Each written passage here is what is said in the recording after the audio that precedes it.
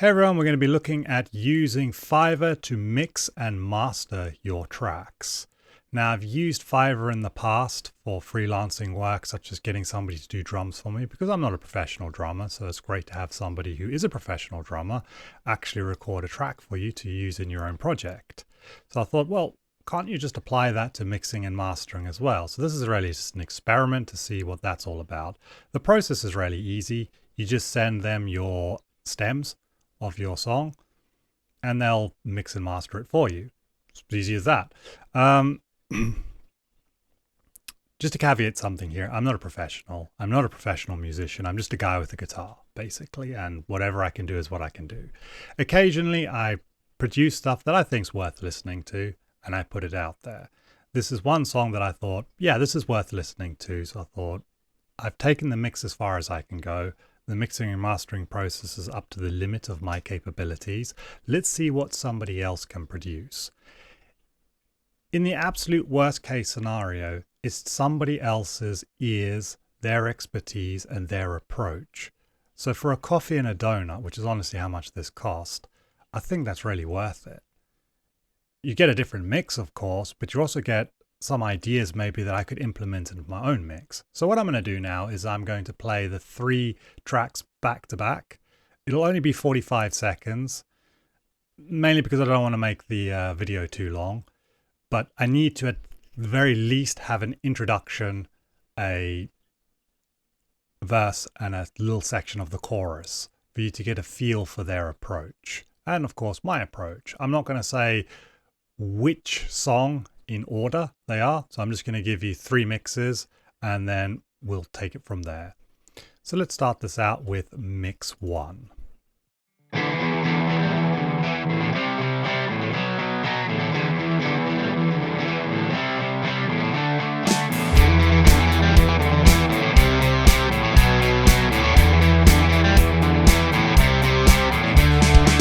got no time to stop.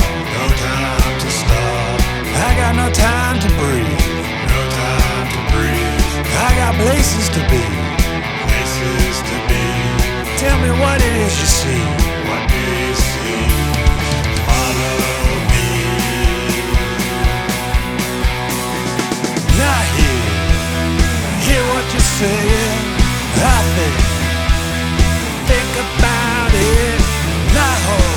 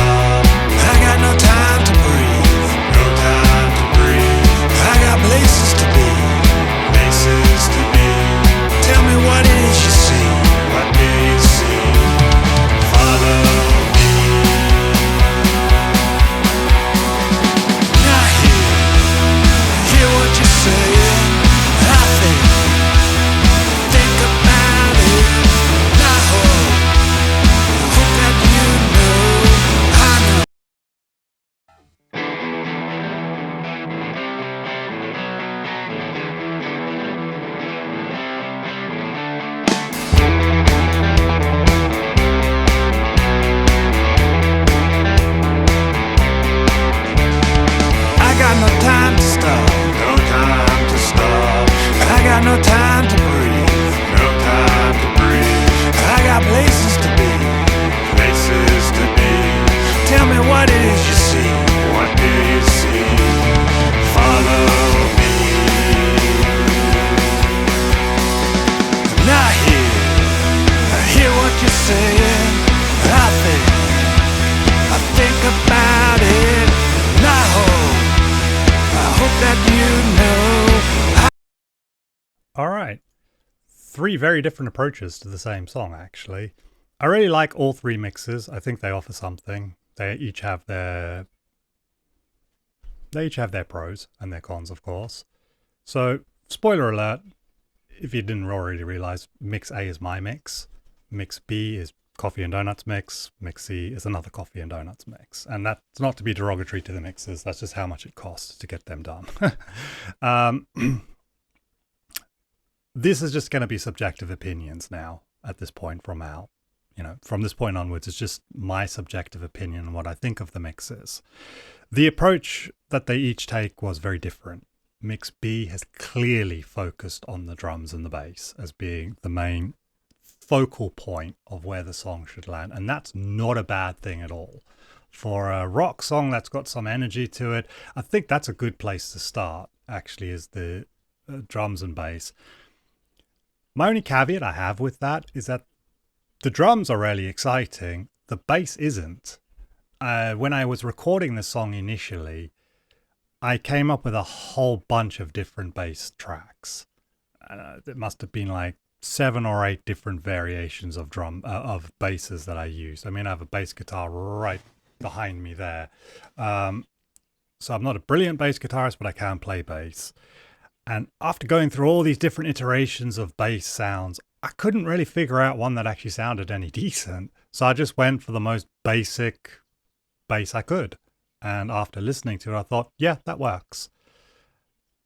But when you're going to have so much focus on the bass, I almost want the bass to be more exciting then, because it seems to me to be almost too simple. But that said, I really like the approach, and I really like what they did with the drums.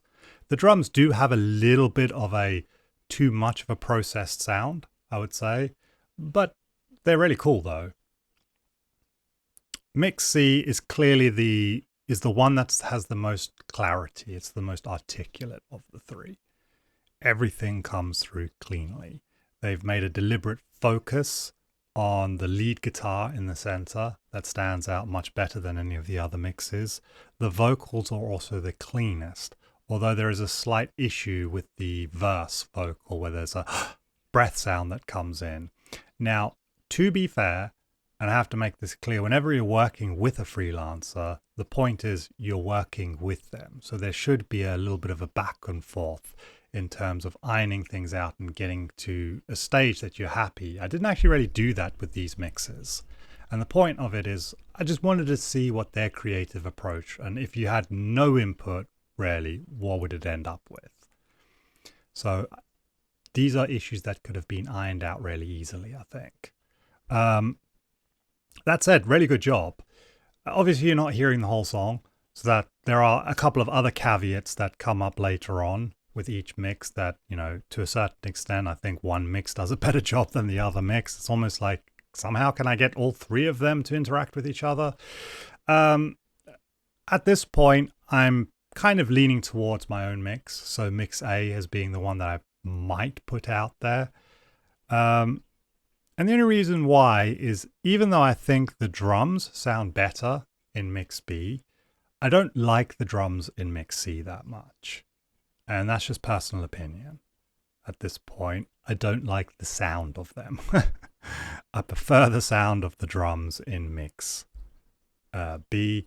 I think the drums in mix C, particularly the toms, I'm not sure whether you hear them in that short 45 seconds, but the toms in that sound weird. I don't know.